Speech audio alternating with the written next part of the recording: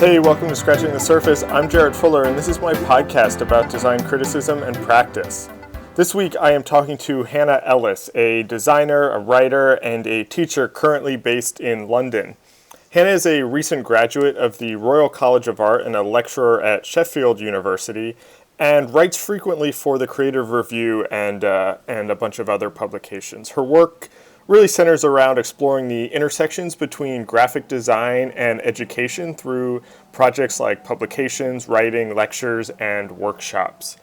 I only recently discovered Hannah and her work, actually. Earlier this year, Creative Review published an essay that she had written about monographs that I just loved, and it was exactly the kind of writing that I feel like I talk about and so many people that I talk to talk about wanting more of. So I obviously quickly went back and read everything that she had written and just really resonated with what she was talking about and the types of writing she was doing, and knew immediately that I needed to get her on the podcast. So in this episode, we talk about her background and growing dissatisfied with her work as a designer and the design industry at large, and her decision to go back to school to focus on writing and teaching, as well as her current work and how she thinks about the kind of writing that she's doing now and how she's teaching her students, and the kind of general state of contemporary design discourse.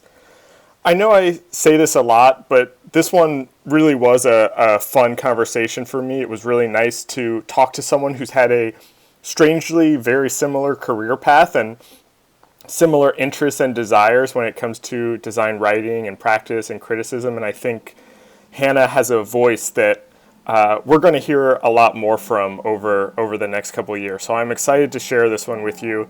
This is my conversation with Hannah Ellis.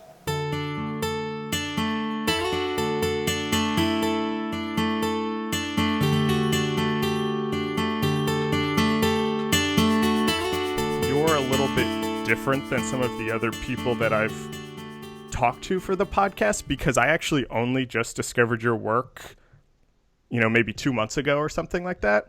And, you had written this great piece for Creative Review about monographs that was really, really brilliant. It was a really great piece of work. And then I went back and read some of your other work, but I don't actually know anything else about you other than what I've been able to find on your website and things like that. So I thought, maybe that would be a good place to start, and then we can kind of connect that to your current work and the monograph piece a little bit. But I'm interested a little bit in your background and kind of where your interest in design came from. Okay, so I graduated from sort of graphic design about 5 years ago, but that was like I'd taken like a really, really sort of awkward route. So I started off doing architecture, and then like decided that kind of wasn't for me. Right, yeah. Because it's like super hard, but I went back, did a foundation course and stuff, and I did graphics, and I worked in a studio. So that was like maybe 2012, I guess. And I got this studio job at this like amazing studio in Sheffield, and I was working there for about 2 or 3 years, and I think, actually, from what you was just saying earlier, that our routes into MAs might have been quite similar and prompted by similar things, because I was doing all this stuff and it was great work, and they were sort of for a commercial design studio, they were really interested in a lot of cultural projects. So they do a lot of exhibitions and stuff now, and they're doing some really, really interesting things. They got bought by a sustainability company as well, so they were doing this so amazing work and amazing content, and it's really, really great. I just started to struggle with the sort of, I don't know, I felt a lot of graphic design in general, and not specifically what I was doing, but just in general, was kind of superficial, really. And I was starting to really, really struggle with it. So I was sort of always toying with this idea of doing an A, and I got into the Royal College. So I went and had sort of an existential crisis for 2 years, which was amazing. And I'd be super interested to hear if Theo had the same Yeah. sort of stressful problem there. And it was totally amazing. And it was sort of like an extended learning / therapy session, which was brilliant. But I didn't maybe realize until somewhere towards the end that I wanted to do something that was educational, that was more to do with helping people get engaged with topics that they maybe weren't to begin with. So I was doing workshops, I was doing like lecture programs, and I had this view that I wanted to go into teaching at the end. But about maybe 2 or 3 months afterwards, I looked back on everything that I'd submitted, and everything had been an excuse to write about stuff. Oh, interesting. And use that as a tool for sort of thinking about things. So since then, I've not really done any design since I left the RCA. So that's a year ago. Yeah. So I've been teaching 2 days a week at Sheffield. Okay. And yeah, I've consciously avoided going back into design, even though I was sort of doing bits of it at the time. I've made a real sort of commitment away from it. This is actually really interesting to me, because I do hearing that kind of progression is very similar to my own experience also, where I studied graphic design, I worked as a designer, and then I kind of had this, just like you, I had this existential crisis where it's like, what is the point of all of this? This feels very superficial.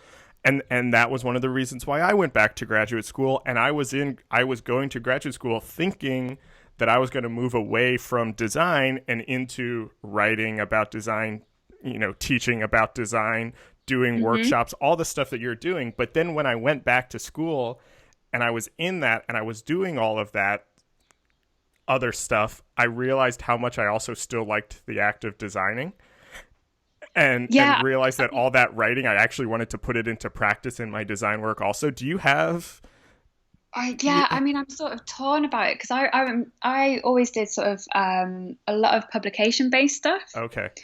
And it was a lot of print. And so there's that element of sort of controlling everything, I guess. Right. But I don't have...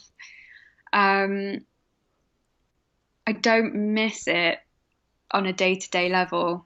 Interesting. I guess. What before you went back to school, I don't know exactly how to ask this, but I'm like, where did your interest in writing and education come from, or what kind of projects were you working on where you felt like they were superficial and you were needing something more? I mean, it wasn't really the projects that I was doing at the studio, because they were all like these really sort of meaty projects where you you could be doing a report on like the dairy industry, and it's all super, super interesting. But wow. It was something, I don't know, I was just looking at, I guess, this sort of industry around me and looking at how everything sort of fit together, and I just started to get really dissatisfied, I guess, with it. I mean, I don't really know exactly what sort of tipped it, but I think that maybe that came later on when I started, because obviously when I was doing my MA, I was like freelancing as well. Yeah. And that, I think that was maybe actually a bigger trigger, where I was like, I could probably give this kind of commercial stuff up quite happy. Right. Had you done, before you went back and got your MA, had you done much writing or teaching, or where did that? Oh, I have no idea where that came from. So, okay. I spoke to, have you spoken to John Walters from I at all?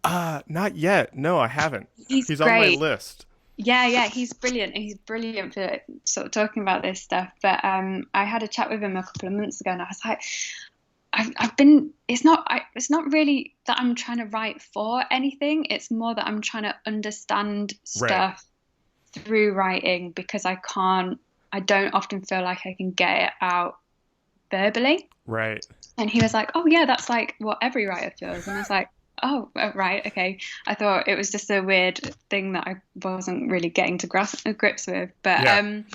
he was great to talk to about it. But I realized, like, I was doing stuff like I would have an elective brief to do, and I'd be writing, and then I'd get to the end and I'd be like, oh, I've got this piece of writing, but I haven't got a piece of design.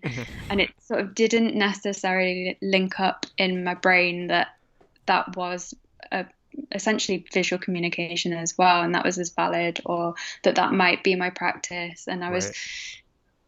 yeah, I mean, it was pretty much everything that was stuff that I wanted to think about, I'd sort of write down and not show anyone or not tell anyone about it. It would just be on my computer, and then I sort of looked back through everything and I was like, oh right, this is what I do. Okay. Yeah.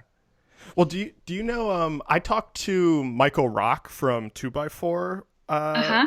about a year ago now for the podcast, and he said something really interesting that has stuck with me. Where he said that design is an elaborate form of writing, and that you can both kind of see them as this kind of collaged process where you're taking these bits that already exist in the world and you're kind of putting them together, collaging them together in a new way. And writing is you're taking, essentially pre-existing words and putting them together into sentences, into paragraphs to form some sort of idea or point of view. And design, you do that with text and image, and you take all these things that are in the world and kind of cohere them into this new thing.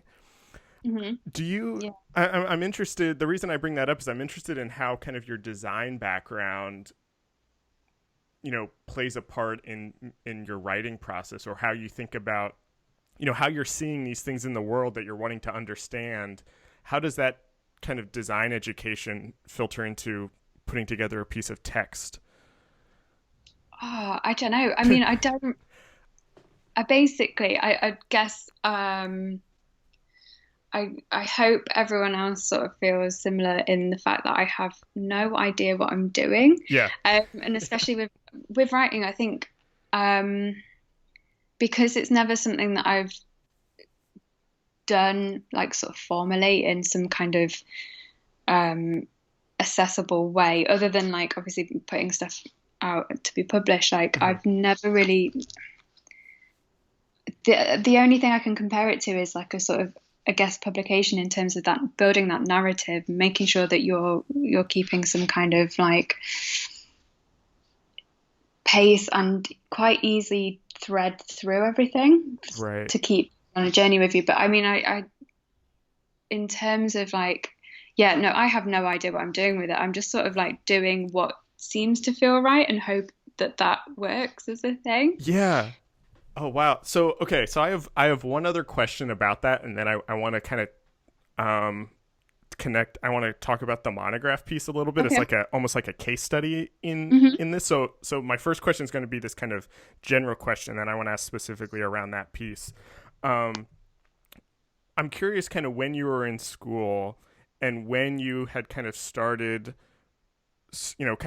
doing some writing while you were studying and started to kind of understand what your practice was. What were and you had also mentioned that you were kind of using writing as this way to kind of understand things you were seeing. What were the subjects or the topics, or like what were the things you were writing about when you first started to kind of understand this new practice for yourself? Oh, so I think the first one was so it was about gift shops in museums and stuff. Yeah. So we had I did this elective that was called Research Design Publish, and it's like, I mean, that probably tells you all you need to know about it actually, but we had this archive project, and we went to the Freud archives, I think it was, and everyone was there like, oh, there's so much stuff and it's all super interesting and I don't know what to pick. And it was that kind of moment of realization for me where I was looking at all the stuff on offer and I was like, well, that's all so interesting that how can you possibly choose anything Right. And so I sort of wandered off from everyone, and like I was looking around the gift shop, and I thought that was like way more interesting as a platform for sort of learning in that kind of environment. Mm-hmm. And so I did this sort of I guess critical piece on what gift shops mean, and like interviewed people for it, and it was this really extended piece, and I mean, it was quite nice because I sort of had this idea in my head what I thought about everything until I did all the research, until I wrote through everything and wrote through my thoughts almost, and then had this completely different thing at the end. So that was maybe the first one, and then wow. which it was pretty fun. And then because I think the thing that sparked it was in the gift shop, there's these Sigmund Freud slippers, Okay. which is a crazy thing to have in like an arc of a museum that's about all this super interesting stuff. And then we're like, oh, okay, so here's Sigmund Freud turned into slippers and we're selling them. And actually I found that really just an interesting, amazing little sort of nuance that exists in that space next to all these really like deep books. But yeah, and then I think the next do like a larger project afterwards, and the next one was about, I was looking into arts education in schools, and I sort of looked at how like professionals do or don't get involved with the education system at that sort of level, and how that might help, how you might design some kind of workshop around that. And the thing that I submitted at the end so you have an exhibition and you have like a little symposium thing, and yeah, the thing that I submitted for that was actually like 100-page book of stuff that I'd written down and researched. Wow. Yeah, and I mean, it wasn't like, that makes it sound huge, but it wasn't that big. But it was like me working through this massive body of work and this massive social problem, right? Really, that sort of related to my discipline. And yeah, I mean, so it's really, really varied to begin with, but then yeah, it seemed like the only form that I could get everything that I thought out there. Yeah. And I felt graphic design didn't really encompass that enough for me. Yeah. It's interesting. I have one more question kind of around that I don't mean to have you kind of, define yourself or put edges on your practice, but it's interesting. I'm hearing this kind of interesting thing where you were kind of having these ideas, and graphic design was not feeling sufficient in allowing you to kind of express or explore these ideas. But then I'm also kind of hearing you say that you kind of have no idea what you're doing as a writer, and you're kind of making it up as you go. I'm interested, like, would you call yourself a writer now, or how do you define your practice today?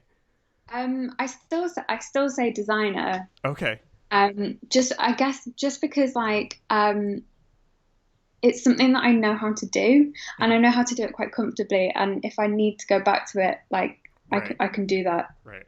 And I saw someone had written somewhere that they hated designers who called themselves writers after having like a couple of things published, and I was like, oh yeah, that would be exactly what I'd be doing. Right. Yeah, that's me. I'm one of those people, I think.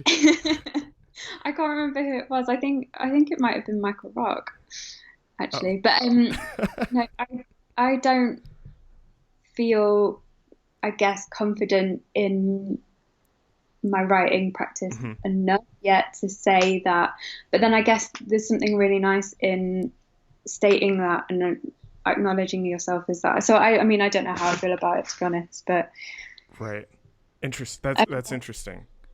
I guess because I am an associate lecturer as well, that sort of probably takes precedent over right. It's something that I can easily describe to someone. Right. Well, I want to come back to kind of the lecturing and the teaching part in a bit, but I do want to talk about the monograph piece. And since we were kind of talking about your writing process a little bit and how you think about your writing, I'd like to kind of dig into that a little bit, if that's okay with you, because so first of all, I've told you this already. It was a really excellent piece. I really loved it. And it very kind of rightfully so got linked around on all the people that I follow on Twitter. And I was really excited to see it getting shared so widely because, it was so great. And it was something that was really interesting to me personally because I've been thinking about monographs for a couple years now and wanting to write something about them, but I couldn't figure out my way into them or what it was about them that I was bothered by. Right.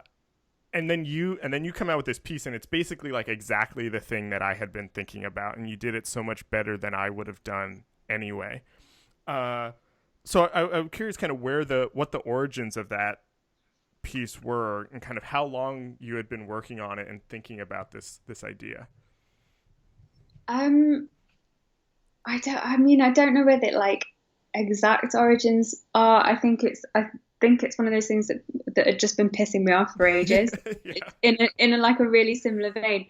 Right. But so it sort of stemmed out of, there was the GBH piece before that, which had been specifically a review about one monograph. Right. And that was kind of what started everything off because that really sort of riled me up. And I think, I started a little bit salty, I guess, because that didn't go down too well with those guys. But so I sent Patrick at Creative Review that first piece, and then we were just sort of in discussion about it, and he was saying, well, what books are good? What are the ones that you would want your students to read? And then like, what is the bigger issue in that landscape? And so that's sort of where that came from. So it was maybe like, I think it was only a couple of months between maybe a month between the first one and the second one. So it gave, but I guess the first one sort of gave me a really nice opportunity to really, really think about it in one case, and then apply it to sort of the larger celebrity culture around it. Right. And what I'm curious, like the kind of, the really kind of day-to-day process of writing that also, and the kind of, what kind of research did you do? And the reason that I ask that is because I think it hit on something that I've been thinking about a lot, at least in regards to kind of American graphic design. And I'll admit that I don't know how much of this is international, but so much of design writing and design discourse is, for lack of a better term, celebrity driven, and very kind of personality driven. And you kind of deconstruct that a little bit and really kind of pick apart why that may be and how these monographs perpetuate that. But then you go into some things that, you talk about kind of a lot of different things around that. And what was that process like? And how did you kind of think about structuring the piece and working through and hitting all of those points? Well, it is, I think, it is like international in that regard. Yeah. In terms, it is for me, in terms of the books that I've seen, it's very much who is going to sell the books, because it has to be around someone, right? So I think in terms of research, a lot of it, I just find looking at this stuff anyway is kind of interesting, but a lot of the stuff that I was hearing from my students was about, oh, this person thinks that, and I'd be like, well, why do you care about what this person thinks? Because they're just completely irrelevant and they're not doing anything that interesting. but they've got this platform with a book, and that book means something when you are really still young, Right. and also like not quite sure what you're doing in the industry yet or what your place might be in that. And I think the Yeah. students that I was dealing with were so impressionable that this sort of stuff was just really, really unhelpful. But in terms of, I mean, I read a lot anyway, and I read a lot of stuff anyway. Right. In terms of research, that just sort of seems to build up naturally. But Yeah. right, I guess it was more sort of just getting my thoughts out in maybe the space of a week and just really Oh, like, wow. is that Okay. a lot or? No, that doesn't seem like a lot. Oh my God. Okay, right. So I have I, no idea. So this is okay. this is really helpful for me because I have no idea if what I'm doing takes a lot of time or not a lot of time. And so this is like genuinely the first time that I've spoken to someone who writes Yeah. articles and doesn't really like and has an idea of time scales and stuff. And Yeah. Well, I mean, how many words was that piece? I think it was like nearly 2,000. Okay. Yeah. I mean, it was just it seemed like a longer for the amount of kind of references that you included and kind of where the piece started and where it ended. It did not end where I thought it was going to end, which made me think that this was part of some sort of longer process because you did have a lot in there and you covered a lot of different things. So the fact that that was only done in a week to me is very very impressive. Well, I'm interested to know then, like, where did you think it was gonna go Well, in terms of I guess in terms of the sort of argument.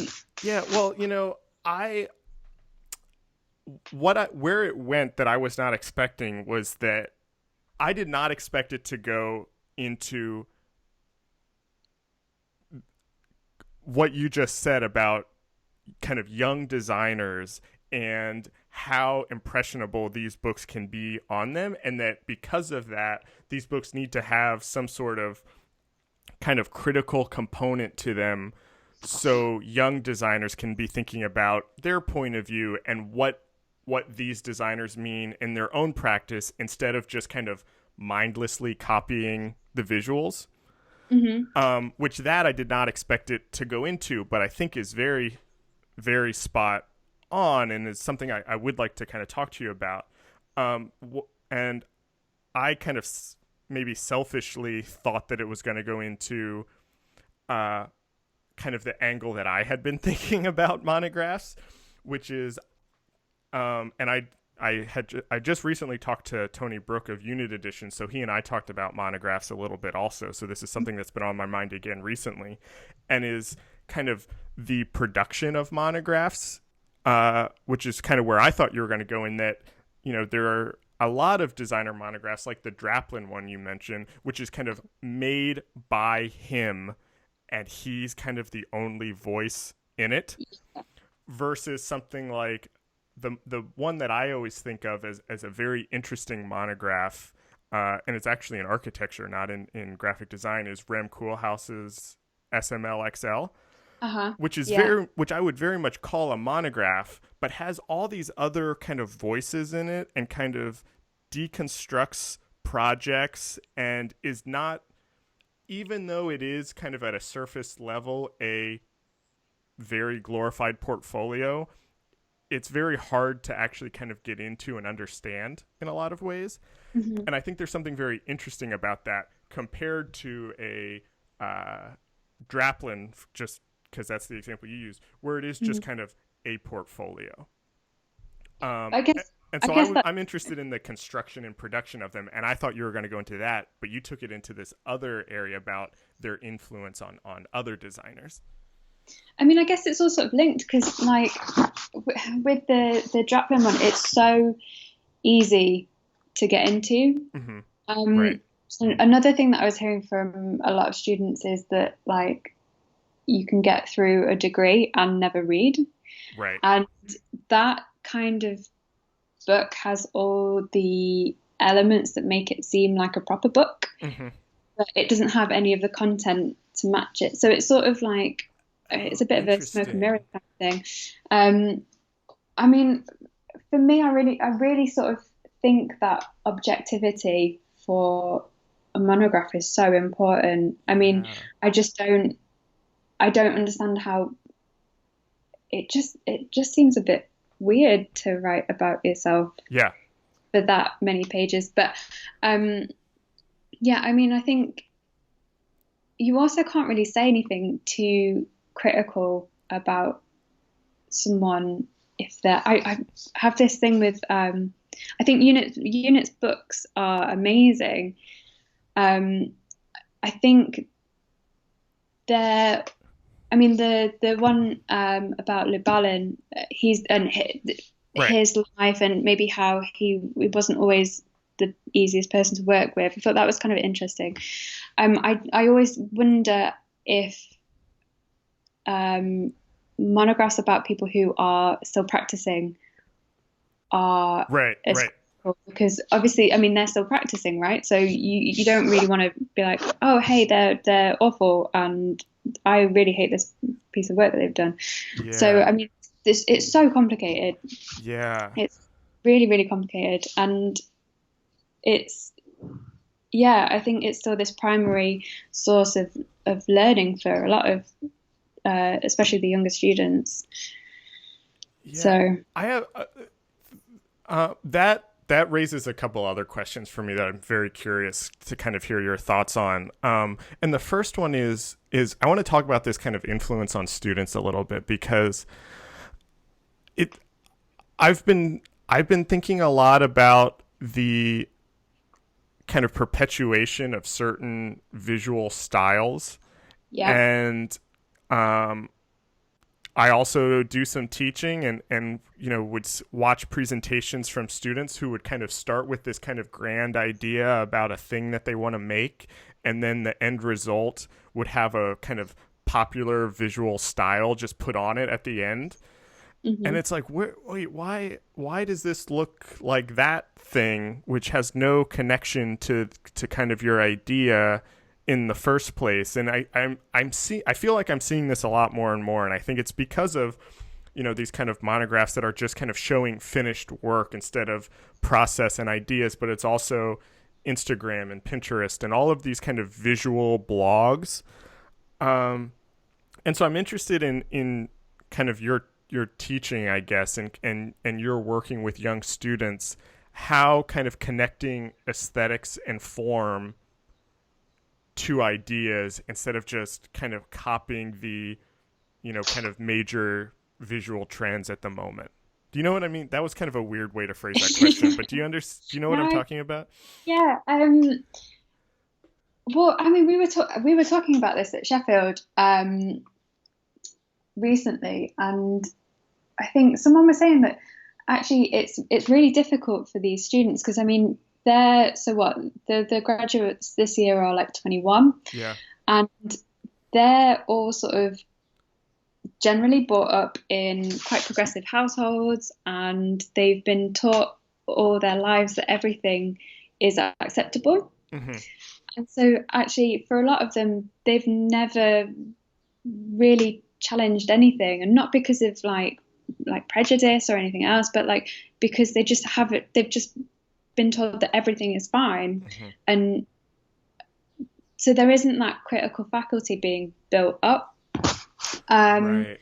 and what we've seen is a lot of that sort of comes into and bleeds into their graphic practice. So in exactly the same way that you're talking about. And yeah, it's really difficult. So I ran with students this term a little sort of workshop group where it was just focused on typography, and it was about aesthetics, and I gave them like a whole bunch of critical texts to read and then produce typographic responses to. Oh, interesting. And so they were working with this text after saying that they'd never reading and they're not reading anything. Yeah, they were getting these really like difficult texts. So, I mean, the first one was politics in the English language. Oh, wow. Which, I mean, for someone who's 21 and yeah, disproportionately dyslexic and doesn't read very often, and then you throw George Orwell into their final year, and you're like, okay, do something with that. Right. It was quite a challenge for some of them, but they sort of they stepped up, and the group, it was a really small group because we were sort of testing it, and I wanted to keep it small because of that discussion element where they start to explain to each other why they've done everything they've done, and it's away from their own projects, so that actually they've got the freedom to test stuff out and experiment and play with stuff. And what we sort of started to find with that is that it did start to change how they viewed their own work, but it was quite a intensive process for them, and it was quite challenging, I think, to have to make that link between being critical and how that applies to sort of the visual outcome as well. So I don't know if that's actually answered your question, but no, but that's interesting though. I get something I've been thinking about a lot. Again, I'm sorry that I keep just kind of telling you what's been on my mind lately, but when I started this podcast and when I went back to this kind of connects back to a little bit about what we were talking about earlier about kind of our kind of shared general sense that graphic design can sometimes feel superficial.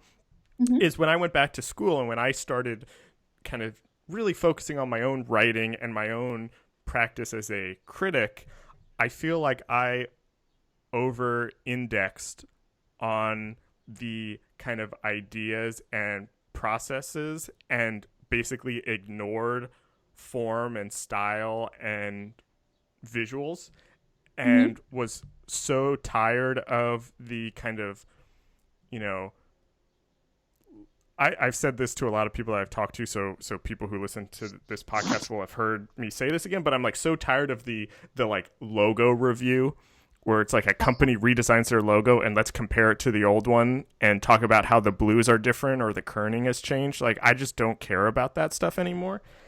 And I feel like I've started to come back where I've started to realize that form and style and aesthetics can be and often are containers for ideas and for ways of thinking and for points of view, and that you can embed meaning into these kind of typefaces and color choices and things like that. And so it's interesting to hear you kind of talk about that in relation to your students and in giving them a text that can be hard to read when you're 21 years old and making them make design decisions based off of that.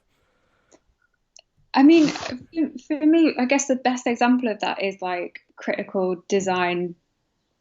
Yeah, critical design, I think, because you get all this sort of and you look at like Metahaven and they're doing this really, really interesting stuff, but it's also, I mean, there's a visual language around it that is sort of a pointer to it. Right. In the first place for other designers, but it's also a barrier for sort of everyone else, I guess. Yeah. Because it sort of signals that it's different in some way, and it's, I don't know, it's completely inaccessible as design from sort of a popular context. But yeah, I mean, but even I think I've been on a very similar sort of thought process journey to you. Yeah.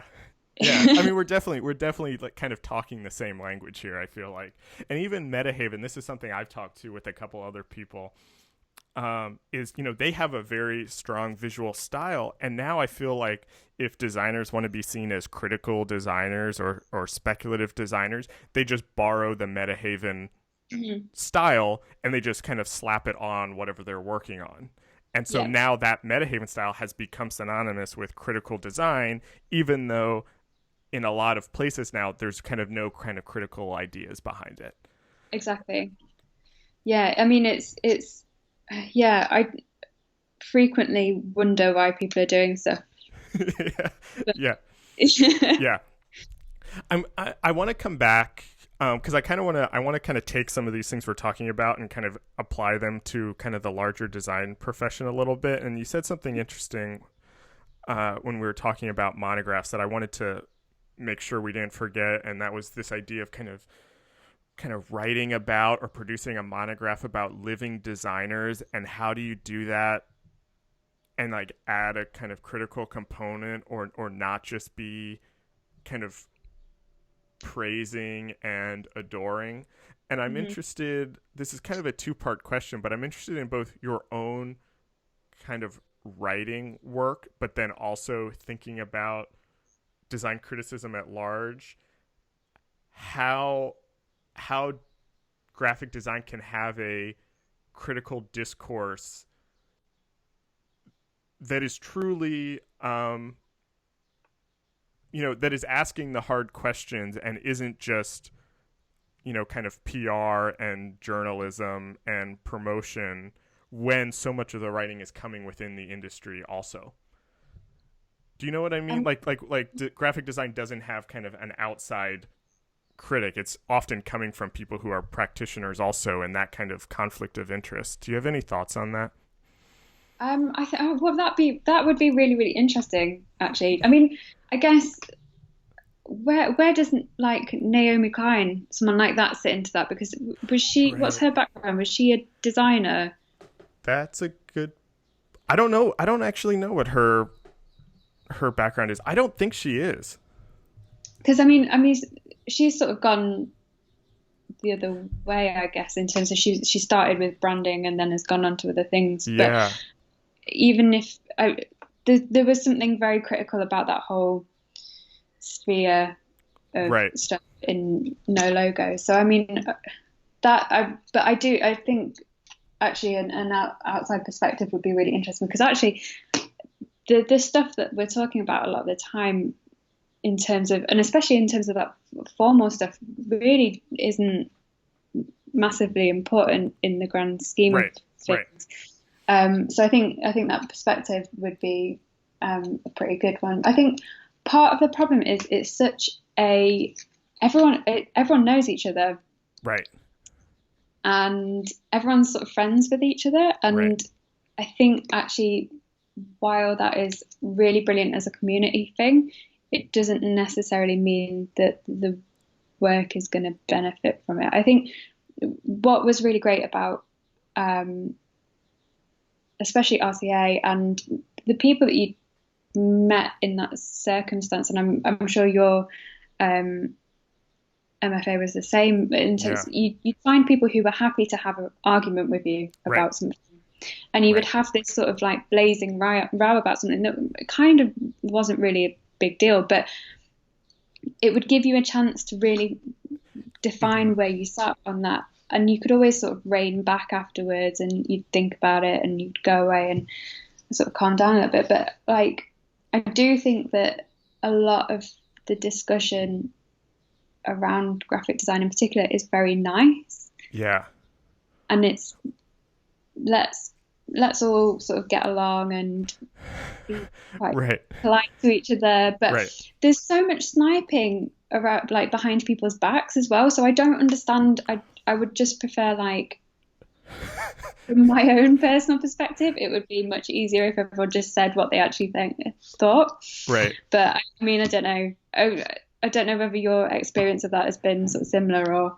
Yeah. Well, I mean, it's hard for me. I think about that all the time, and I think, I don't want this to sound weird, but I think I'm generally a nice, kind of polite person, and I think about it all the time in interviewing people for this, is how much of my own opinion do I add into this conversation, and not just ours, but in any conversation that I do for the podcast. And am I only bringing on and talking to people whose points of view I agree with, and that I kind of align with their writing, and how do I, challenge somebody as an interviewer, but still, but then if I become, a tough interviewer, then does that mean that it's harder for me to get guests on the show?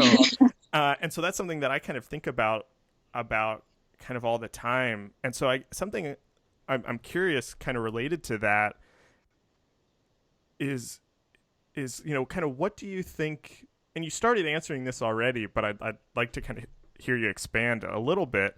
Is kind of the value of a kind of rich design discourse? Like, how does that make both the profession better, if at all, and then also kind of our individual practices and the work that we do? What value does that bring to it?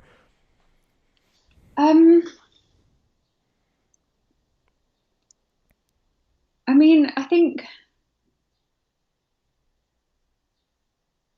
being objective about, I Yeah. mean, the work in general has such a massive benefit.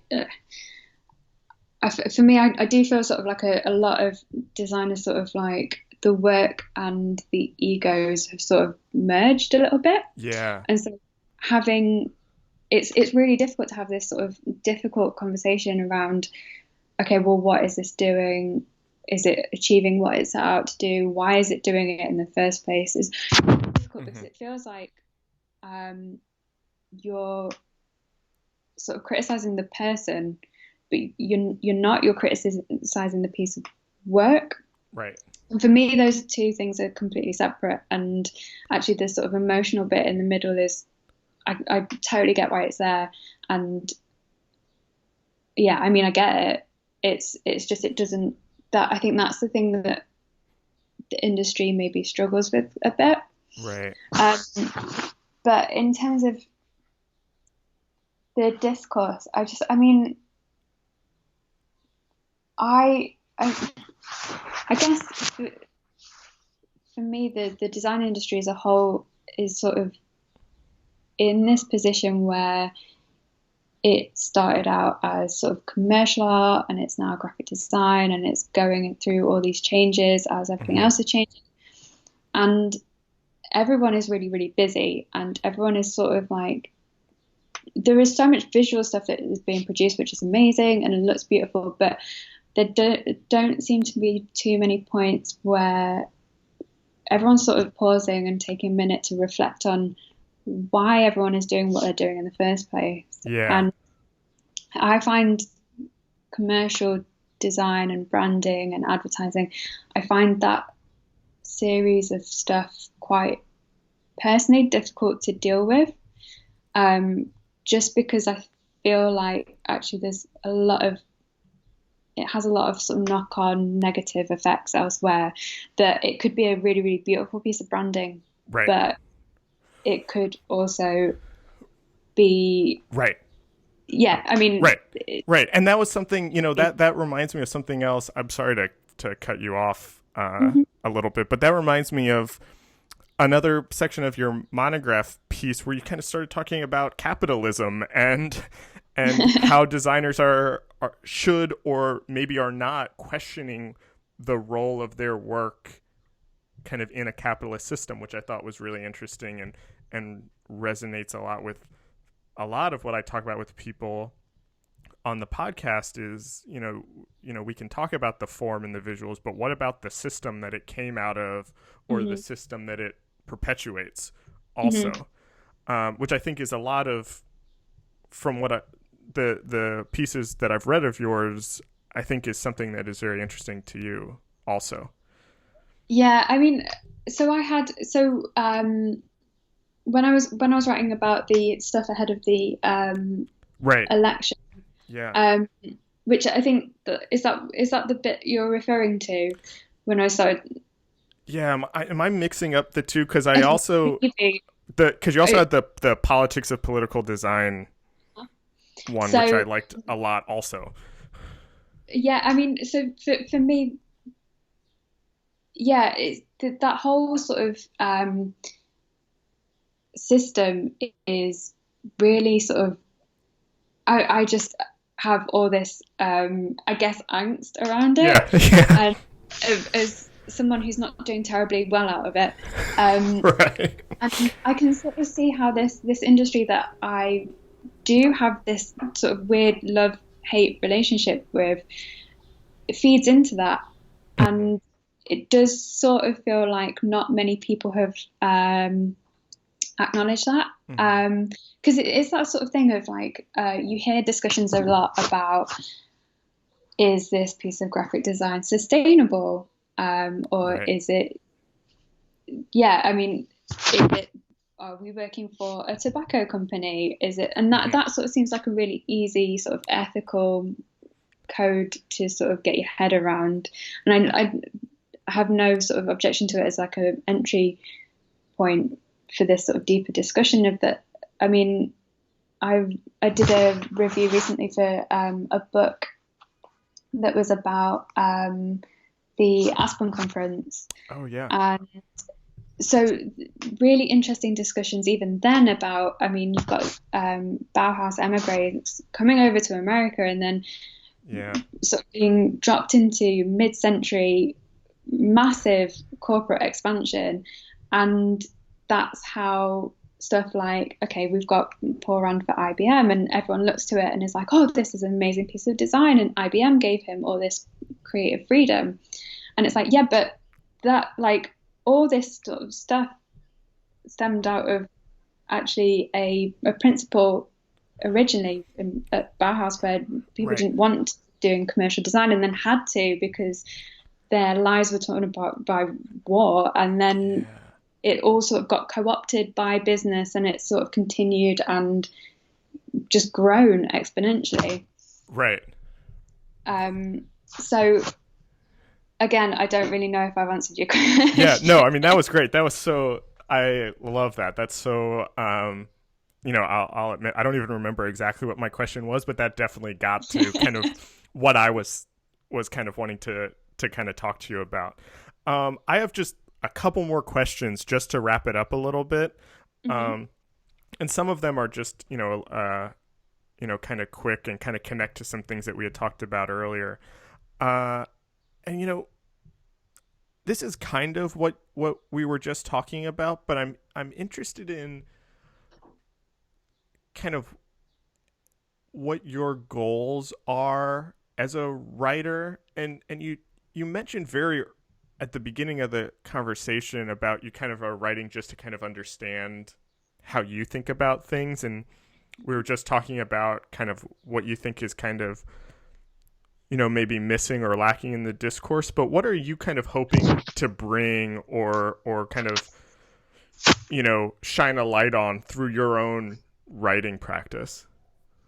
Um, I guess I do think a lot of it is based on how I sort of understand the world, and it may be like through that lens of graphic design. So it Mm-hmm. might be looking at stuff that's outside the discipline, but through always sort of through that lens. But I, I mean, I guess my ambition with it is sort of to be writing stuff that like my students would want to read, Mm-hmm. and it wouldn't put them off thinking about things critically because actually it's done in a way that is quite accessible. Right.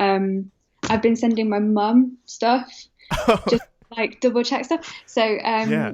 my mum is sort of like my litmus test in terms Oh, of nice. I want my mum who isn't involved in design, who doesn't necessarily read a lot, who hasn't got like 2 degrees, to be able to understand Yeah. everything as well, because I don't sort of see why she shouldn't be able to. Yeah. That's Because great. Does she like how does she respond? um, she's I don't think she's into design still, but she gets on with the pieces. So Right. it in terms of accessibility, it works. She still isn't particularly interested in finding anything out about design, but that's fine. That's Yeah. totally okay. Yeah. That's amazing. I love that. But I do find that, I mean, there is so much critical writing which is brilliant and the content is so amazing. Mm-hmm. It's just done in a way that you can't Right. very often get to, and it seems like a shame that the audience is being excluded already just by the form of it. Yeah. Yeah. That's been I feel like again, I feel like we're so kind of in agreement with a lot of things. That's been one of my goals for the podcast is to make design criticism and design theory a little more accessible to people who otherwise might, not be interested in it. And that's one of the reasons why this is a podcast instead of, a book is, hopefully it's easier for students or designers who, maybe think that they're not interested in theory to kind of hear about some of these topics that are kind of in the larger discourse, but also isn't talking down or boring to the people who are kind of very much engaged in it. Yeah. I mean, and it's such an easy format as well, right? Because I mean, for me, I've listened to them when I'm on the train going to Sheffield, so it's perfect. Yeah, and that leads in perfectly to my last question for you, and I'm very interested in kind of who do you read, or like what's your reading list look like, or who are the critics or writers that have really influenced your work, or even the people that you recommend to your students often, like just what's that reading list look like? It's pretty mixed. At the minute, I guess it's mainly fiction, actually. Okay. Because I'm just really interested in how you use words to sort of tell a story. Mm-hmm. And fiction does something that a lot of nonfiction doesn't do, and it's much more visually rich. Yeah. But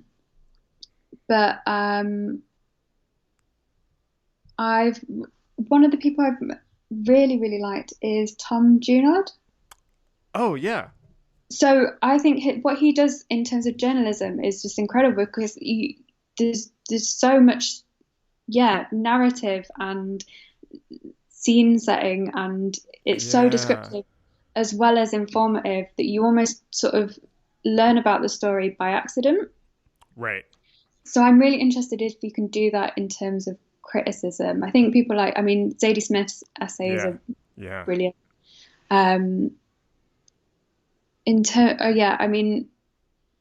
Design criticism. Oh my God, I don't want to get his name wrong. Hang on. Is it Jack Sell? Yeah. The Real Review. Yeah. So I think his stuff's really interesting as well. Yeah, I talked to him actually. Mm-hmm. So there's a guy called Ollie Wainwright as well, who does architecture stuff on Guardian. He is brilliant. But yeah, I'm really interested in whether you can sort of bring that sort of creative nonfiction space to critical thinking as well. I mean, I'm not sure if you can. Yeah. But it's an interesting, not a trick exactly, but a way to sort of seduce people in. And I guess that's the same thing that you do with graphic design as well. Right. Yeah, I love that. I think that was like a great way to kind of wrap all of this up. Hannah, thank you so much for talking with me. This was so fun. And I really enjoyed kind of talking to you and getting to know a little bit more about your practice. So thanks. Thank you very much for having me. It's been really nice to chat to you. This episode was recorded on July 14th, 2017. Our theme music is by Andy Borgasani. We're on Twitter and Instagram at Surface Podcast. You can find us on Apple Podcasts and SoundCloud and at scratchingthesurface.fm. Thanks for listening.